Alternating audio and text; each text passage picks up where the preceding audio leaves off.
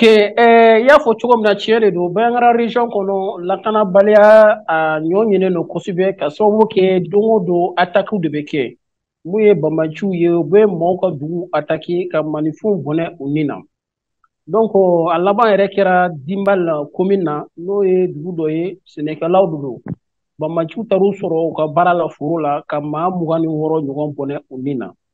yan'o cɛ fana mun ye Teguru ye o fana ye Bɛnkara région kɔnɔna ye n'o ye Dukomo commune ye yen fana banbaanciw nana bi u ka dugu kan ka maa kelen fa a kɛra sababu ye dugumɔgɔw siranna u n'u ka minɛnw cɛ u y'u bɛɛ sɛnsɛnna ka na Bɛnkara kɔnɔ bi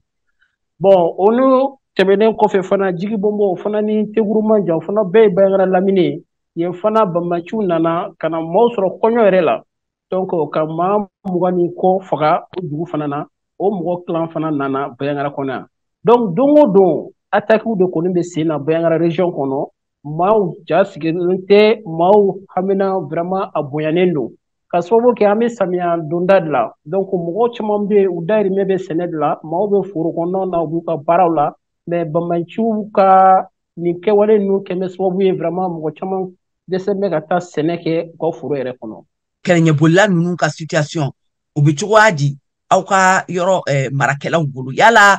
u b'a la ka occuper u la wa walima u ka situation o bɛ cogo di e bɛ se ka mun fɔ an ye o kan. Bon i y'a fɔ cogo min na maaw bɛ k'u sigiyɔrɔ bila ka taa lakana bɛ yɔrɔ minnu na i n'a fɔ duguba ninnu Bankar cercle o fan bɛ bi bi in na déplacé la mun ye Bɛnkara cercle fana ye o falen don déplacé la bon déplacé hali n'a sɔrɔ jamana ɲɛmɔgɔw kɛ bɛ ka u kunbɛn mais gɛlɛya b'u kan ka sababu kɛ caman bɛ yen olu ma donyɔrɔ yɛrɛ sɔrɔ u kɛlen ka b'u ka dugu la ka na donc an bɛ samiya de la sanjiw bɛ na maaw donyɔrɔba t'u bolo mun ye site de déplacé o tɛ se ka maaw bɛɛ kunbɛn donc u kɛn bɛ ka mɔgɔw ka so minnu bɛ dugu kɔnɔ dɔw ka so ye so inachevé ye so minnu ma ban a dɔw b'o de kɔnɔ vraiment gɛlɛya b'u kan maintenant caman y'a yira k'a fɔ nin gɛlɛya min b'u kan u bɔr'u ka yɔrɔ la ka na duguba la o kɛra sababu ye vraiment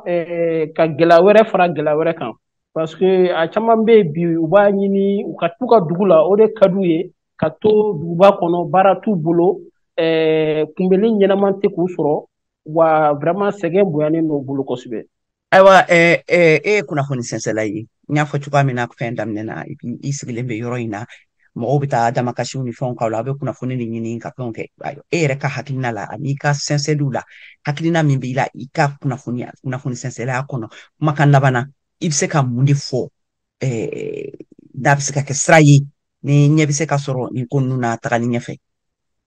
Bon ne kɔni ka jate la lakanabaliya fosi tɛ se ka a furakɛ lakana kɔ vraiment an b'a ɲini jamana ɲɛmɔgɔw ma olu de bɛ se ka na ni lakana ye jamana kɔnɔ parce que a yamaruyalen don olu dɔrɔn de bolo ka na ni lakana ye hali n'a sɔrɔ maa wɛrɛw bɛ yen olu fana b'a ɲini ka na ni lakana ye n'o ye donsow ni mɔgɔ wɛrɛw ye mais bɛɛ ɲɛ jɔlen bɛ jamana marabagaw de la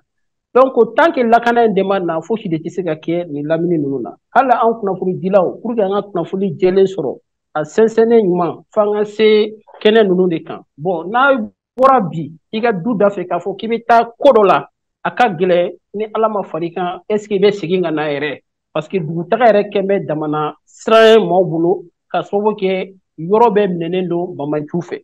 o bɔlen kɔfɛ ne yɛrɛ kɔni fɛ vraiment n'u ma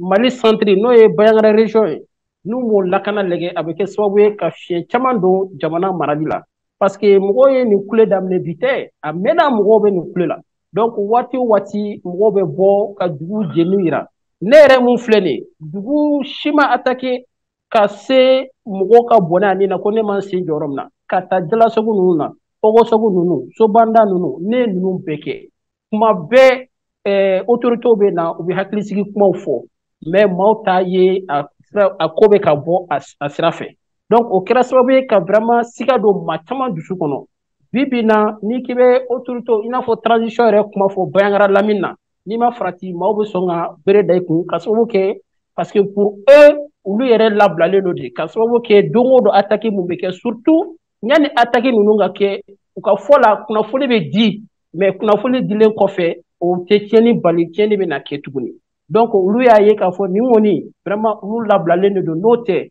a ka gɛlɛn vraiment nin ka kɛ jamana kɔnɔ ko fanga bɛ c'est-à-dire kana tigilamaaw yɛrɛ de bolo nin ko mɔsɔn bɛ kɛ jamana kɔnɔ k'olu tɛ se k'o faamu fiyewu. Voilà, ni Ousmane Arama kumakan ye ale ye kunnafoni sɛnsɛnla ye ka bɔ Bankas mara la. An ka foli b'i ye Ousmane, merci bien.